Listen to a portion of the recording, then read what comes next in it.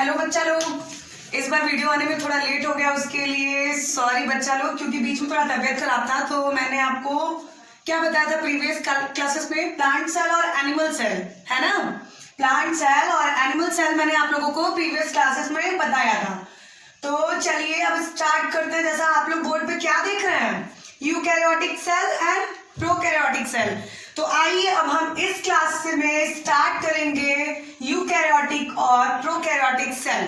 यही मैंने previous classes में बताया था, जब मैं आपको प्लांट सेल और एनिमल सेल पढ़ा रही थी, उसके बारे में मैंने आपको ब्रीफली एक्सप्लेन भी किया था और ये भी बताया था कि मैं आपको नेक्स्ट वीडियो में यूकैरियोटिक सेल क्या होता है और प्रोकैरियोटिक सेल क्या होता है ये मैं आपको समझाऊंगी। तो आइए बच्चों, बोर्ड पे देखिए जरा, यूकैरियोटिक सेल के बारे में क्या लिखा है। Any cell that contain a clearly defined nucleus and membrane-bound organelle. Example: plant, fungi, etc. Point में भी देख लीजिए, लिखा है cell size are large, 10 to 100 micrometer. And next point, eukaryotic cell growth slower. It's mean बच्चों, आपको समझ में आया कि क्या कहना चाह रहा है यूकैरियोटिक सेल। देखिए, जिसको भी नहीं समझ में आ रहा है, अभी तो हम यहाँ खड़े हैं, चिंता करने की जरूरत नहीं है। देखिए, यूकैरियोटिक सेल वो होता है, यूकैरियोटिक की पहले एक खास बात ये होती है कि ये साइज में जो होता है बहुत ही लार्ज होता है, 10 to 100 माइक्रोमीटर इसकी साइज होती है, ठीक है। लेकिन जो यूकैरियोटिक के जो सेल होते हैं, इसका जो कोशिका, इसकी जो कोशिका होती है, ये केंद्रीय भाग, कोशिका की जो केंद्रिक भाग होती है वो न्यूक्लियर झिल्ली से ढकी होती है। बात समझ में आ रही है, न्यूक्लियर मेम्ब्रेन से बाउंड होती है, ठीक है। और एग्जांपल में देखिए, इसकी एग्जांपल क्या है, यूकैरियोटिक सेल के प्लांट और फंजाई। दिख रहा है बच्चा लोग आपको, और ये आकार में बड़ी होती है, ये भी बात समझ में आ गई ना। और एक पॉइंट और जान जाइए कि केंद्रिक झिल्ली जो होती है यूकैरियोटिक कोशिका में, ये क्या होती है, प्रेजेंट होती है, जबकि प्रोकैरियोटिक सेल में जो केंद्रिक झिल्ली होती है वो क्या होती है, एब्सेंट होती है। बात समझ में आ रही है। यूकैरियोटिक सेल क्या होता है। अब आइए प्रोकैरियोटिक सेल देखते हैं। प्रोकैरियोटिक सेल में बच्चा लोग बोर्ड पे देखिए क्या लिखा है, पढ़िए जरा। देखिए, any unicellular organism that contain a membrane bound nucleus और ऑर्गेनेल। एग्जाम्पल में देखिए क्या लिखा है, बैक्टीरिया और आर्चिया, यही लिखा है। प्रोकैरियोटिक सेल क्या होता है बच्चा, ये समझ लेते हैं। प्रोकैरियोटिक सेल बेटा, इसके जो केंद्रीय भाग होते हैं ये न्यूक्लियर झिल्ली से नहीं ढके होते हैं। बात समझ में आ रही है। और मैंने जैसा कि बताया था यूकैरियोटिक में कि इसमें जो केंद्रक होते हैं वो प्रेजेंट होते हैं यूकैरियोटिक में, लेकिन प्रोकैरियोटिक में जो केंद्रक होते हैं वो एब्सेंट होते हैं। लेकिन एक चीज और देखिए, नीचे पॉइंट में बच्चा लोग लिखा होगा कि the cell size are less than a micrometer to 5 micrometer. Prokaryotic के जो सेल होते हैं वो साइज में छोटे होते हैं। बात समझ में आ रही है।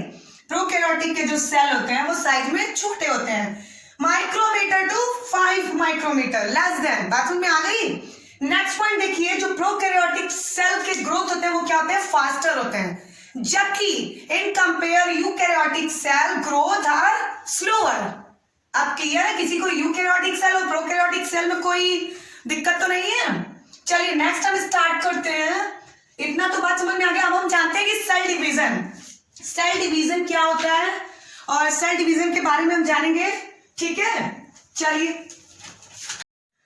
तो आइए देखते हैं cell division of cell into new cell. क्या दिख रहा है बच्चा लोग बोर्ड पे, डिवीजन, सेल डिवीजन के बारे में, मतलब क्या बोलते हैं, कोशिका विभाजन। क्या बोलते हैं, कोशिका विभाजन। कोई दिक्कत तो नहीं हो रही है। सेल डिवीजन इट्स मीन कोशिका विभाजन। तो आप लोग उससे पहले नंबर ऑफ सेल्स में उसके टाइप्स पढ़े होंगे ना, यूनिसेलुलर और मल्टी सेलुलर पढ़ा होगा। यूनिसेलुलर जिसमें एक सेल पाए जाते हैं वो यूनिसेलुलर होते हैं। मल्टी सेलुलर जिसमें मिलियन बिलियन सेल पाए जाते हैं वो क्या होते हैं, ढेर सारे जिसमें सेल पाए जाते हैं क्या होते हैं, वो क्या होते हैं, मल्टी सेलुलर सेल होते हैं। फॉर एग्जाम्पल ह्यूमन बीइंग में क्या मिलियन बिलियन सेल पाए जाते हैं ना। तो आइए स्टार्ट करते हैं सेल डिवीजन। सेल डिवीजन की देखिए बेटा क्या प्रोसेस है, it is a process of division of cell into new cell. बात समझ में आ रही है। देखिए एक कोई छोटा सा ऑर्गेनिज्म है तो उसमें एक सेल का फॉर्मेशन होता है, लेकिन यही एक बड़ा ऑर्गेनिज्म है, दिख रहा है आपको, यही एक बड़ा ऑर्गेनिज्म है। तो ये इसमें सेल के छोटे छोटे इसमें क्या होंगे, मतलब कि नए नए सेल फॉर्म करेंगे, डिवाइड हो जाएंगे सेल, दिख रहे हैं। तो एक बड़े ऑर्गेनिज्म के लिए कितने सेल की जरूरत हुई, बहुत सारे सेल की जरूरत होती है, मिलियन बिलियन सेल की जरूरत होती है।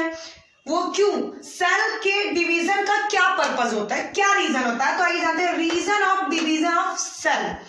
तो पहला पॉइंट देखिए, ग्रोथ ऑफ ऑर्गेनिज्म, ऑर्गेनिज्म के ग्रोथ के लिए होता है ना, बात समझ में आ रही है, ऑर्गेनिज्म के ग्रोथ के लिए। For gamete formation, gamete formation के लिए। आप लोगों को गैमेट फॉर्मेशन नहीं समझ में आ रहा होगा, हम जान रहे हैं, लेकिन गैमेट फॉर्मेशन समझने के लिए उससे पहले आप लोगों को क्या समझना होगा, क्रोमोसोम। आप लोगों को क्या समझना होगा, क्रोमोसोम समझना होगा। क्रोमोसोम जानते हैं क्या होता है, क्रोमोसोम कुछ इस प्रकार का दिखता है, आप लोगों ने देखा होगा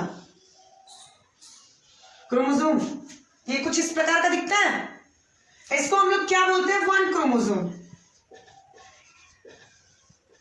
वन क्रोमोसोम बोलते हैं।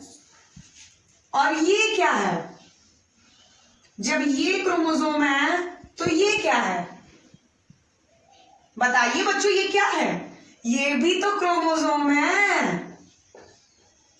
बट ये क्रोमोसोम है लेकिन ये पूरी तरीके से पेयर्ड नहीं है इसकी तरह, तो इसको क्या बोलेंगे, अनपेयर्ड क्रोमोसोम। क्या बोलेंगे, अनपेयर्ड क्रोमोसोम। और ये क्या है, पेयर्ड है पूरी तरीकों से, तो इसको हम क्या बोलेंगे, पेयर्ड क्रोमोसोम। क्या बोलेंगे बेटा, पेयर्ड क्रोमोसोम। समझ में आ रहा है बात को, ये पेयर्ड नहीं है, इसमें एक ये क्रोमोसोम का दूसरा पेयर्ड पूरी तरीके से पेयर्ड नहीं है, जो ये अनपेयर्ड है इसको हम क्या बोलते हैं, क्या बोलते हैं, क्रोमैटिड। जो अनपेयर्ड क्रोमोसोम होते हैं उसको हम क्रोमैटिड बोलते हैं। क्या बोलते हैं, क्रोमैटिड। इस एक क्रोमैटिड के साथ अगर दूसरा बन के पेयर्ड कर ले रहा है तो इसको क्या हम बोलेंगे, सिस्टर क्रोमैटिड। क्या बोलेंगे, सिस्टर क्रोमैटिड। बात समझ में आ रही है, ये अगर सिंगल रहेगा अनपेयर्ड क्रोमोसोम तो उसको हम क्रोमैटिड बोलेंगे, लेकिन अनपेयर्ड के साथ ये अपने आप को अगर पेयर्ड कर ले रहा है तो उसको हम लोग क्या बोलते हैं, सिस्टर क्रोमैटिड। तो इसी सिस्टर क्रोमैटिड को हम पेयर्ड क्रोमोसोम कहते हैं। बात समझ में आ रही है बेटा कि अनपेयर्ड क्रोमोसोम और पेयर्ड क्रोमोसोम में क्या डिफरेंस हुई। अब आप जानते हैं कि क्रोमोसोम, ठीक है, ह्यूमन सेल में कितने क्रोमोसोम पाए जाते हैं, बताइए बेटा, ह्यूमन सेल में कितने क्रोमोसोम प्रेजेंट होते हैं, ह्यूमन में 46 क्रोमोसोम। कितने क्रोमोसोम प्रेजेंट होते हैं बेटा, 46 क्रोमोसोम प्रेजेंट होते हैं, ठीक है। तो अगर क्रोमोसोम में अगर कहें कि क्रोमोसोम का डिवाइड करें, तो क्रोमोसोम का अगर डिवाइड करेंगे तो उसके साथ साथ सेल का भी डिवाइड होगा। क्यों बच्चों, सेल डिवीजन भी होगा ना। लेकिन बच्चा लोग ध्यान से सुनिएगा, क्रोमोसोम डिवाइडेड सेल डिवीजन के साथ होगा, लेकिन क्रोमोसोम नंबर डिवाइडेड नहीं होंगे, 46 के 46 ही होगा। ये मत समझिएगा कि 46 क्रोमोसोम में डिवाइड हो गया तो हाफ हाफ हो जाएगा, ऐसा कुछ नहीं है, ठीक है। अब हम लेते हैं सोमैटिक सेल। सोमैटिक सेल में भी नंबर ऑफ क्रोमोसोम इक्वल ही होंगे। बात समझ में आ रही है। तो ये गैमेट बनता कैसे है, बात हमको ये जानना है ना, गैमेट बनता कैसे है। गैमेट भी एक तरीके का सेल ही है, गैमेट मतलब सेल ही है गैमेट, लेकिन इसमें एक प्रोसेस हो जाता है। गैमेट में जो नंबर ऑफ क्रोमोसोम होते हैं वो 46 के हाफ हो जाते हैं। गैमेट सेल में जो नंबर ऑफ क्रोमोसोम होते हैं वो क्या हो जाते हैं, 46 से हाफ हो जाते हैं। कितने हो जाते हैं, 46 का हाफ कितना हुआ, 23।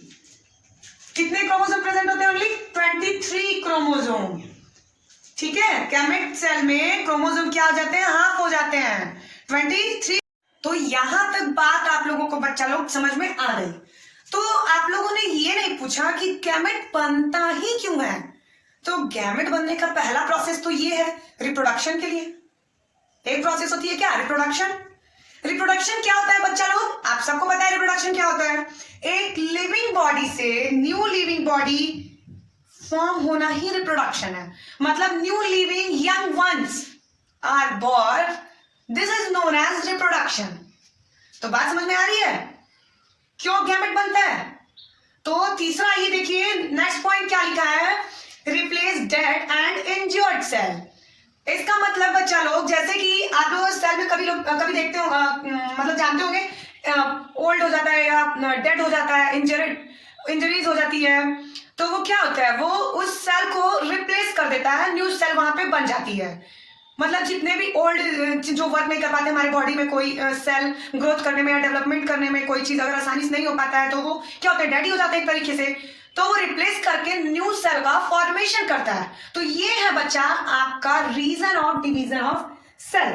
तो बेटा लोग आप लोग समझ गए कि क्या क्या होता है। आप जानते हैं कि जो सेल डिवीजन के कितने टाइप्स होते हैं? आइए जानते हैं सेल डिवीजन के कितने टाइप्स होते हैं। सेल डिवीजन के बेटा 2 टाइप्स होते हैं। पहला तो माइटोसिस होता है और दूसरा मियोसिस होता है। आप लोगों ने सुना होगा माइटोसिस और मियोसिस। क्यों सुना नहीं होगा तो क्या मतलब कहीं पे देखा होगा ऐसा वर्ड कि माइटोसिस का है मियोसिस का है? देखा भी नहीं है, वर्ड की बात कर रही, वर्ड कहीं देखा है माइटोसिस मियोसिस? चलिए नहीं पता तो हम बताते हैं। ये 2 टाइप्स होते हैं। पहला तो माइटोसिस, पहला माइटोसिस, दूसरा मियोसिस। आइए माइटोसिस और मियोसिस के बारे में जान लेते हैं। मियोसिस में क्या होता है, ये 1 सेल से 2 डॉटर सेल क्या करता है, 2 डॉटर सेल का फॉर्मेशन करता है। 2 डॉटर सेल का क्या करता है, फॉर्मेशन करता है। लेकिन ये 2 डॉटर सेल से 4 डॉटर सेल का फॉर्मेशन करता है मियोसिस। बात समझ में आ रही है? तो हम इसको और भी अच्छे तरीके से समझाया आप लोगों को कि बस इतना ही काफी है बच्चों। बोर्ड देखिए, क्लियर देखते रहिए, जहां नया समझ में आया बोलिए कि नहीं समझ में आ रहा है। ठीक है, देखिए ये माइटोसिस को हिंदी में हम लोग बोलते हैं समसूत्री विभाजन। आप लोगों ने नाम सुना होगा, यूपी बोर्ड वाले और सीबीएसई बोर्ड वाले तो आप लोग जानते हैं माइटोसिस बोलते हैं। दोनों जानिए, दोनों जानना जरूरी है। माइटोसिस मियोसिस, माइटोसिस मतलब समसूत्री विभाजन और मियोसिस मतलब अर्धसूत्री विभाजन। समसूत्री विभाजन एक्समेन माइटोसिस, इसकी जो विभाजन होती है अधिकतर कोशिका के वृद्धि के लिए या तो डिवीजन के लिए होता है। वृद्धि मतलब बेटा ग्रोथ या डिवीजन के लिए होता है। सेल के माइटोसिस सेल के ग्रोथ या डिवीजन के लिए होता है। बात समझ में आ रही है? और ये जो होते हैं mitosis is the division of cell into 2 daughter cell. अभी मैंने बताया ना कि ये एक सेल से 2 डॉटर सेल्स में क्या करते हैं, माइटोसिस डिवाइड करते हैं। इसका काम क्या है चलिए अभी मैं बताऊंगी आप लोगों को। आप लोग लिख लीजिएगा, नोट्स बनाते रहिए आप लोग, क्योंकि एग्जाम में बहुत ज्यादा इंपॉर्टेंट है। सेल डिवीजन तो आता ही आता है और प्लस इसके डायग्राम, माइटोसिस और मियोसिस के विद डायग्राम, ये एग्जाम में आपके 5 मार्क्स के आते हैं। तो बहुत ही जरूरी है आप लोगों को माइटोसिस और मियोसिस के बारे में जानना। चलिए हम आप लोगों को डायग्राम से आपको शो कर देते हैं कि माइटोसिस और मियोसिस होता क्या है। जैसा कि यहाँ पे एक सेल है, ठीक है, एक सेल है, ठीक, ये आपका पेरेंट सेल होता है, फिर ये एक सेल से 2 सेल बनाता है, ठीक। तो ये आपका क्या होता है, ये आपका माइटोसिस होता है। बात समझ में आ रही है? ये आपका क्या माइटोसिस जो एक सेल से 2 डॉटर सेल्स में डिवाइड करे, 2 डॉटर सेल फॉर्म करे। अब देखिए जो 2 डॉटर सेल से 4 डॉटर सेल फॉर्म करे वो होता है आपका मियोसिस। जैसे ये एक 2 डॉटर सेल करेगा, फिर ये एक 2 करेगा, ठीक। तो ये आपका क्या होता है, मियोसिस होता है। बात समझ में आ रही है? तो आइए हम देख लेते हैं माइटोसिस और मियोसिस में डिफरेंस क्या है। तो ये देखिए मैंने डिफरेंशिएट कर दिया है माइटोसिस और मियोसिस। माइटोसिस में आप लोग देख रहे होंगे 2 daughter cell are diploid form, meiosis में देख रहे होंगे 4 डॉटर सेल आर फॉर्म। मैंने अभी क्या बताया था कि माइटोसिस में भी मैंने बताया था ना कि माइटोसिस में 2 डॉटर सेल डिप्लॉयड तरीके से फॉर्म करते हैं और मियोसिस में हैप्लॉयड तरीके से 4 daughter cells are form. Mitosis में 1 सेल डिवीजन ऑकर होते हैं, एक सेल से डिवीजन होते हैं, जबकि मियोसिस में 2 सेल डिवीजन ऑकर, 2 सेल से डिवीजन होते हैं। बताया था ना मैंने डायग्राम बना के, 2 डॉटर सेल से 4 डॉटर सेल बनते हैं। बात समझ में आ रही है? तब देखिए माइटोसिस का तीसरा point, daughter cells are diploid. Mitosis में जो डॉटर सेल्स होते हैं वो डिप्लॉयड होते हैं और मियोसिस में डॉटर सेल्स आर हैप्लॉयड। बात समझ में आ रही है? अब देखिए नेक्स्ट पॉइंट देखिए, daughter cells are identical. Daughter cells जो होते हैं माइटोसिस में आइडेंटिकल होते हैं, मतलब इट्स मीन सेम होते हैं, जबकि मियोसिस में जो डॉटर सेल्स होते हैं वो क्या होते हैं, डिफरेंट होते हैं। क्लियर। नेक्स्ट पॉइंट देखिए, occur for growth and repair of tissue, and next meiosis में ऑकर फॉर गैमेट फॉर्मेशन। ठीक है, ये गैमेट फॉर्मेशन के लिए ऑकर करते हैं और ये growth and repair of tissue. तो बच्चा लोग, मैं ये उम्मीद करती हूँ कि आप लोगों को the fundamental unit of life chapter आप लोगों को बहुत अच्छे तरीके से समझ में आया होगा।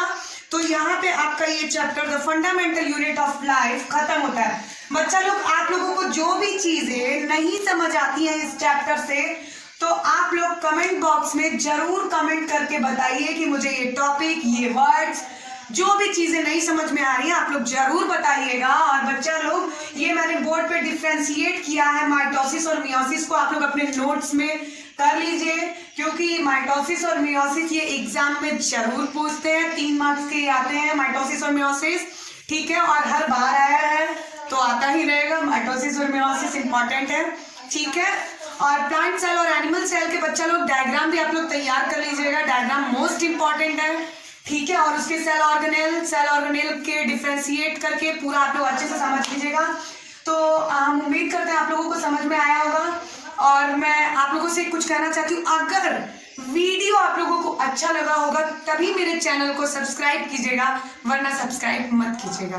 कोई जरूरत नहीं है सब्सक्राइब करने की, कोई फोर्स नहीं है, बस हम ये चाहते हैं आप लोगों को जो भी समझ में नहीं आ रहा हो वो हमारे कमेंट बॉक्स में कमेंट करके जरूर बताइएगा, ताकि मैं आगे और भी बेहतर तरीके से आप लोगों को समझा सकूं और आप लोगों को हमारा पढ़ाया हुआ अच्छे तरीके से समझ में आ सके। धन्यवाद।